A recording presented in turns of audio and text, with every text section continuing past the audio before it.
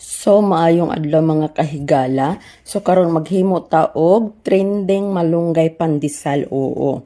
So nagamit lang ko diha og isa ka cup nga fresh milk mga kahigala. Tapos ako siyang gidungagan og 2 ka ounce na butter.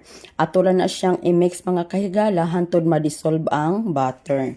Pagkahuman mga kahigala, nag-add na ko diha og 2 ka buok itlog. Dili na siya itlog sa inyong bana or sa inyong karelasyon ha, itlog na sa manok. Pagkahuman, nag-add na po ko og isa ka cup nga sugar. Oo. Saka na ko gibutang pod ang isa ka cup nga chopped malunggay. Tapos, atulan na siyang imikos-mekos din ang mga higala.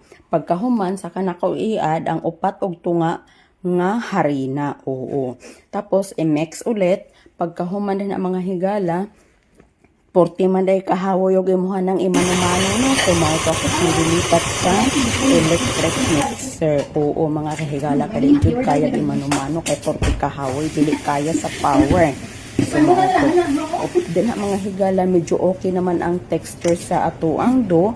So muna na siya atuan sa siyang kuanan nagbutang ko og olive oil din sa akong gloves mga kahigala para dili siya magdikit. Pagkahumanan na mga kahigala, i-leave lang natin na siya og mga 2 ka oras po. So, muna na siya oras natin na siyang i-leave ha. So, ayan na po ang aming. So, muna na siya pagkahuman og leave og 2 hours. Oo, muna siya. So, ayan na po siya guys. I-rest lang natin siya ready to bake na nga to ang malunggay pandesal.